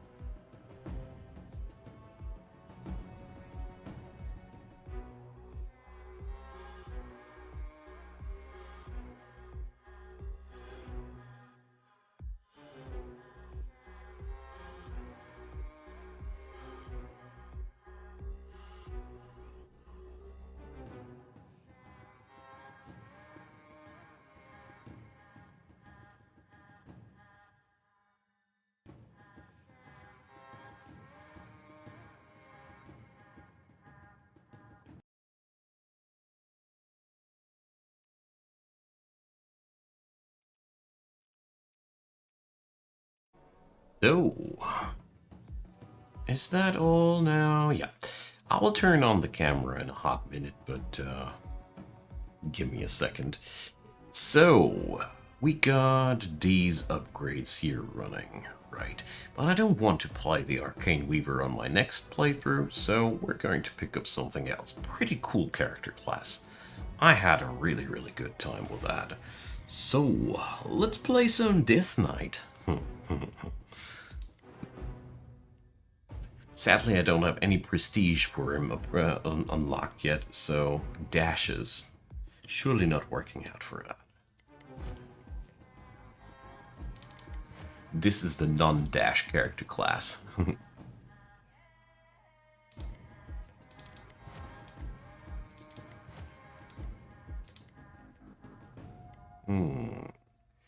Well, let's pick up Critical Mastery too. So, unable to dash. Let's see how that'll play out. I do expect to die quite quickly, but the Death Knight is so much fun.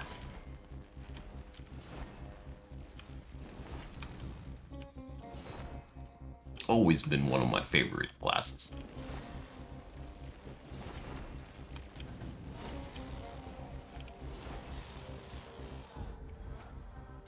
Okay, let's check out our skills. Obliterate. We apply Doom and we gain Finesse. That's multicast chance. And the Ray of Doom is just applying Doom. Alright, nothing unexpected on that end. So, Impending Doom. Burn when we apply Doom. Why not? I like that.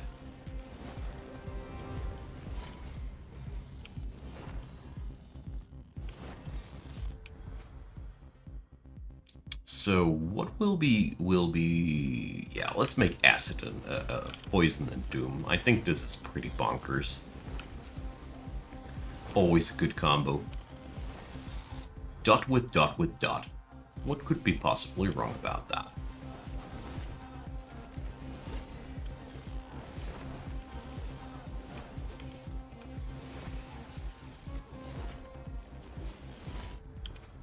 Oh yeah, Agile. So the trick behind the Death Knight is quite simply, you just want to be so fast that you're not going to miss the dashes. That's it. So, Poison Puddle. Poison Doom is a pretty simple concept, nothing wrong with that. So, Doom Incarnate. Damage modifier for anything not Doom. Why not?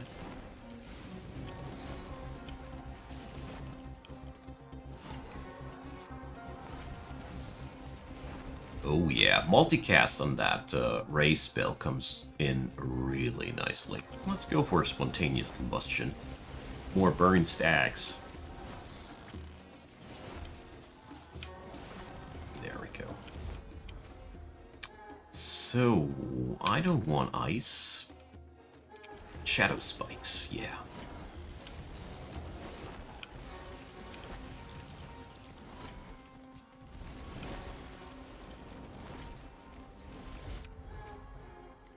Well, multicast on shadow skills. Oh boy, now we're talking. This is gonna be a good one. So, wait a sec, I just realized that I did one thing wrong. Sorry for the sound distortion. Because I almost missed Joshua's message. Yeah, I have played Risk of Rain a lot. I love Risk of Rain. It's one of my favorite games in that genre. Played 1, played 2, played the re-release of 1 a lot. I love that game. It's one of my favorites. The whole item system and all is really, really cool. It's just the difficulty level that I'm struggling with.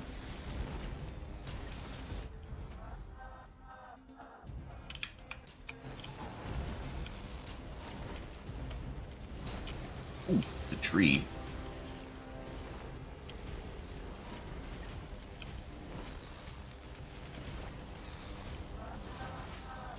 being unable to dash has its own challenges, but you receive so much movement speed on the Death Knight that it really does still work out quite decently.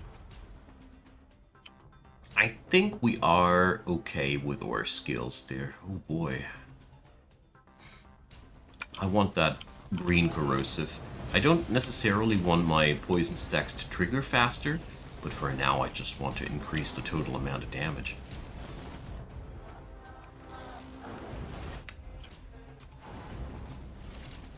And obviously I need to get faster.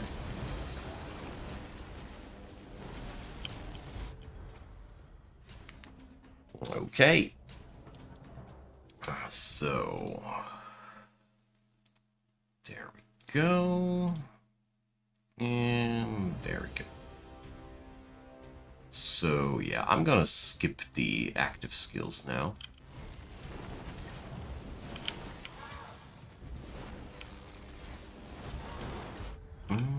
Damage increase. So yeah, definitely need a few more agility nodes.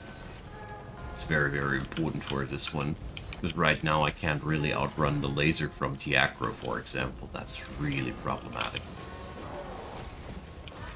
Yeah, oh boy. Well, maybe I can keep my death protection.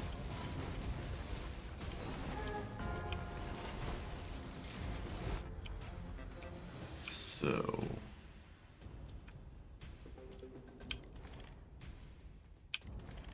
Doom Incarnate, yeah. Force of Nature. Yeah, there we go. I think I need to roll specifically for a couple of agility nodes in the next few levels.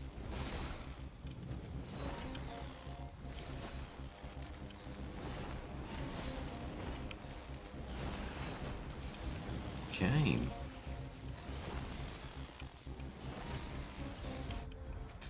Rotting. Yeah, well, I want that. But I also want skill chain. So, very early access to skill chain this run. That is really cool. So now every shadow proc has a chance to proc some nature. And it really does show very quickly how powerful these things are. And Doom Incarnate on top of that. So, more locks. Almost wanted to lock the green multicast too, but we're not gonna. Oh yeah, magnetic, that's good. Still not the agility upgrades that I crave for, but we are gonna be getting there. Grim Precision. Doom via critical strike, yes please. Shadow damage increase. It's hard to say no to that. So here was a small agility node, at least something. Multicast on everything physical. You guys are crazy. Ooh, look at the death lasers. I love the death laser skill, honestly.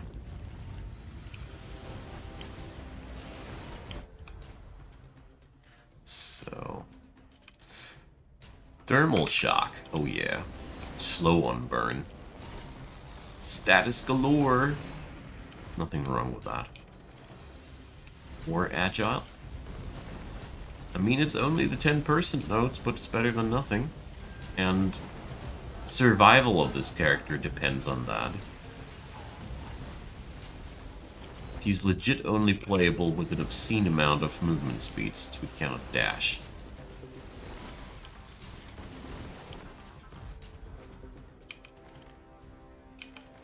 So... yeah, Doom Incarnate is good enough. Increasing the crit chance on all my poison skills is pretty neat. Is pretty nifty. So there we go.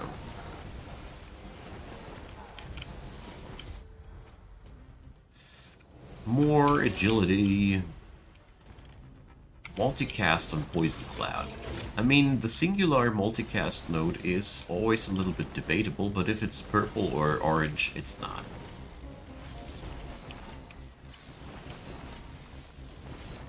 Okay.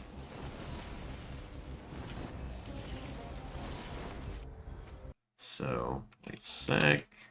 Yeah. That didn't do no good to me that I did record 3 episodes today without sound. Totally getting a paranoid feeling. I turned off the microphone when I went for the break, and is it really on again? Sorry. Okay. There we go. I expected to die faster. Death Knight always has been an interesting challenge. Very interested or curious to find out what his Ascension skill will be like. More for... oh yeah. But I want that lethality as well.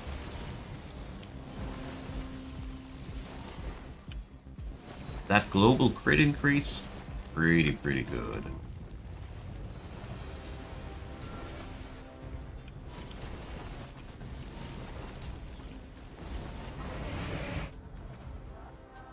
Oh, come on, you. Multicast on Obliterate and Acid Rain is appealing.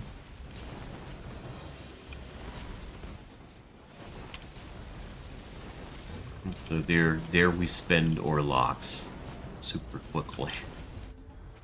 But come on. These are super powerful things. Would be outrageous not to pick them up, I'd say. Okay.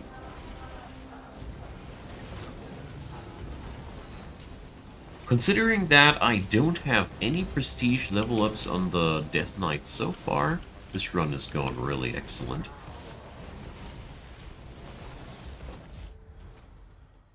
I don't even have his Ascension skill unlocked yet. Yeah, let's go for Grip Precision, why not?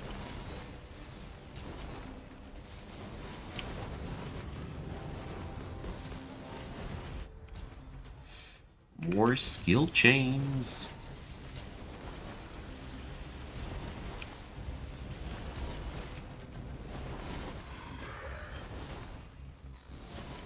Sadly, I'm not applying that much Doom right now, but, well, you can't have everything, I guess. At least not onto the bosses.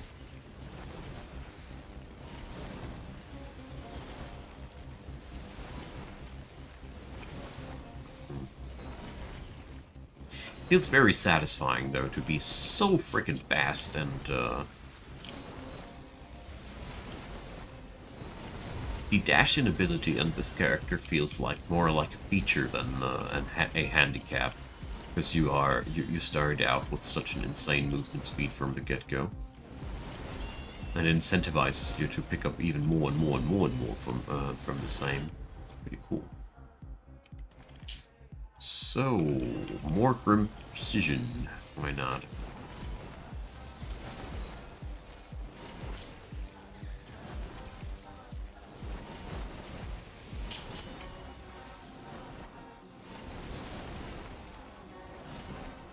Okay, just realized something. We lost the track of the YouTube chat again. There we go.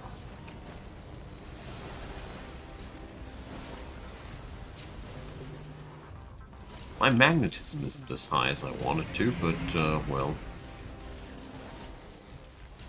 in all honesty, I already expected to have died several times, so...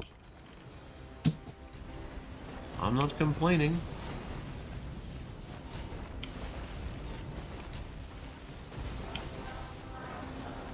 Right now, I feel like I'm melting those bosses in a really decent amount of time.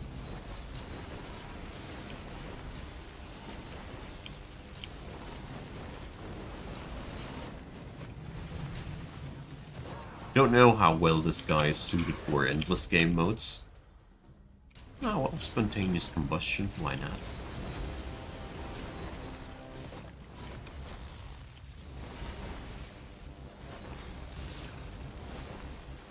But I sure feel like we're doing our thing really fast. Oh yeah, more skill chains.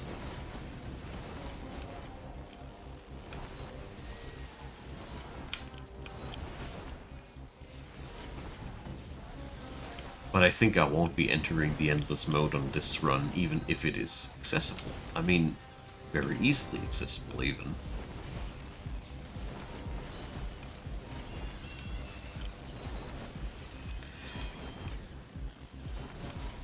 So, seems like we're pretty much ready for the higher difficulties.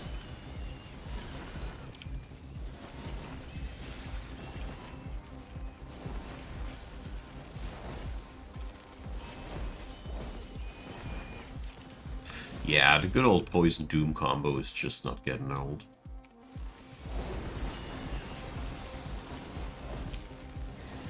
The only thing missing for this build that I should be picking up on the active skill side if I want to do this better is one skill that deals extra damage depending on the amount of poison stacks on the enemy.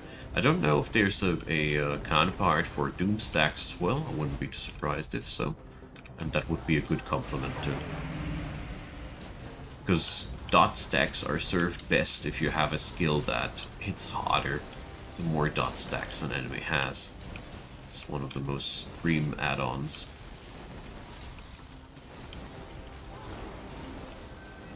But for just a standard clear, you don't need to optimize that hard.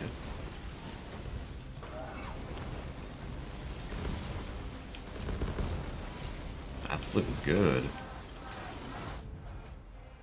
So yeah. It's almost fast enough to go even for a boss world. Or... nah, not almost. Fast enough. So...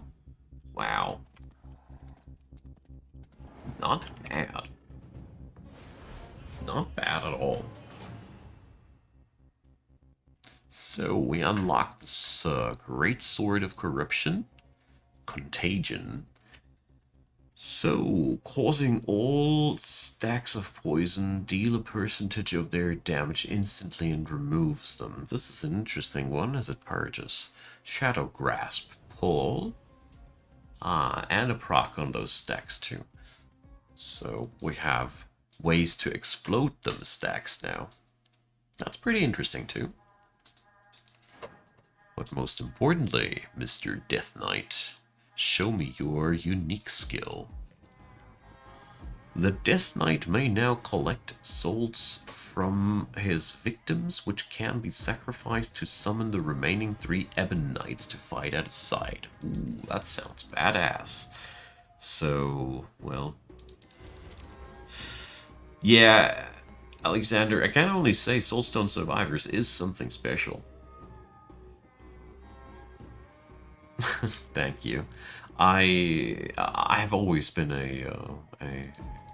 I love narrating. So, Great Sword of Corruption strikes enemies all around you, poison and weakness. Lethal Blade hurls sword in the target direction that returns to you, causing all enemies hit that are currently afflicted with poison to explode. Alright. Let's pick it up. I actually didn't mean to go for another ride, but now they got me.